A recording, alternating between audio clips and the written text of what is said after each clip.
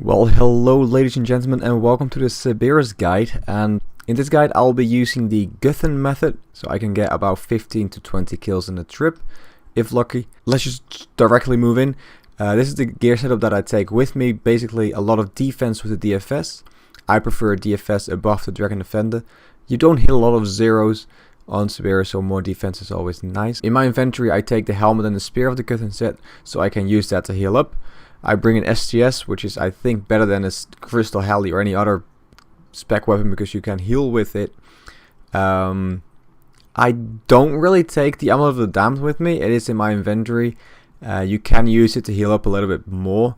With the Amulet of the Damned you can heal up 10 hit points higher than your normal hit points. So if you're 99 hit points you can heal up to 109.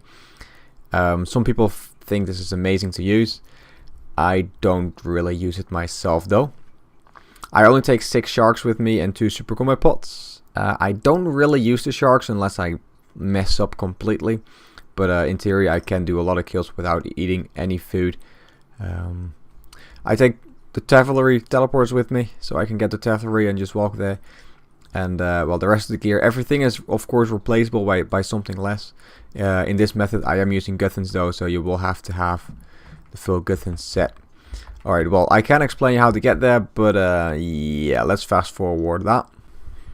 It's also very recommended for you to take the Spectral Spirit Shield with you, so you don't have to use like a million super restores or prayer potions every kill. Right, so you're either going to use this agility shortcut. You need level 80 agility. Well, I have level 75, so I can use that with the Simmer Pine. If you have level 70, you can use that one. Otherwise, have fun walking around.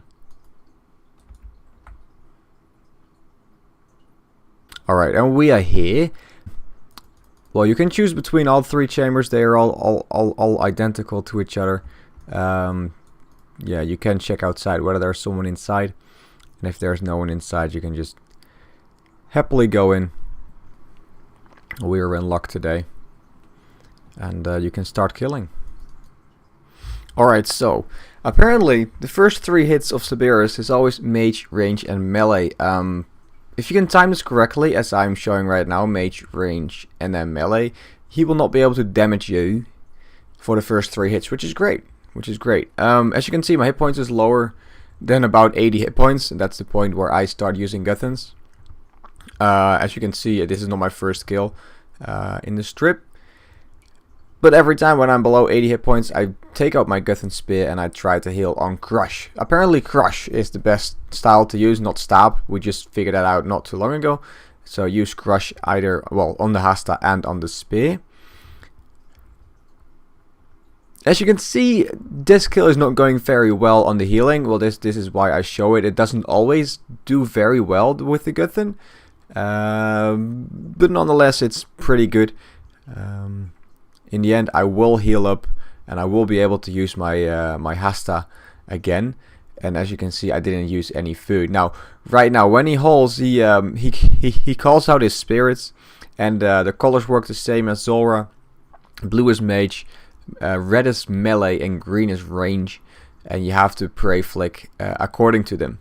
Now, if you do not have a spectral, this is where it becomes very interesting, because if you don't have a spectral, every spirit will eat up 30 prayer points. Well, 3 times 30 is 90 prayer points. Well, that's a lot. With the spectral, this is halved, so you will get drained 15 each, which is survivable. And this is where most of your prayer points will go to, unfortunately. Luckily, Cerberus drops super restores as well. Of course, you can use prayer potions. I just use super restores everywhere.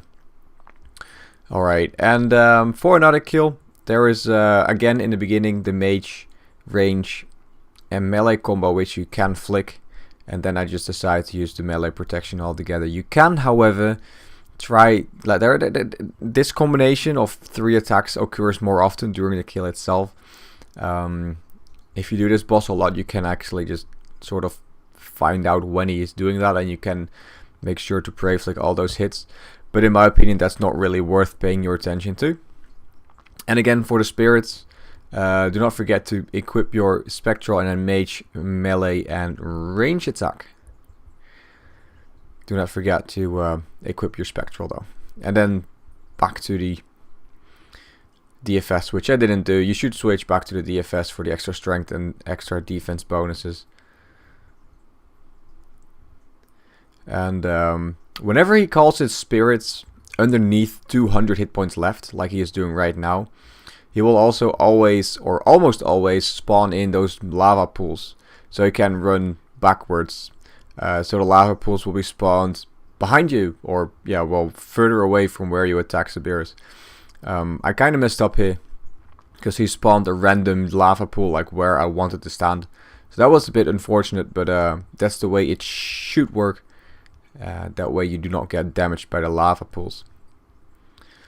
And obviously, whenever you're recording a video, things can still happen. This was my first kill of the day when I was like, you know what, let's just turn on the recording system, and this kill just failed big ass. So this is not a kill which I wanted to put into the video. But yeah, you could have probably already seen it in my inventory on the other kills, but I did indeed get myself the Pekician crystal. Take care, ladies and gentlemen, and I will see you next time.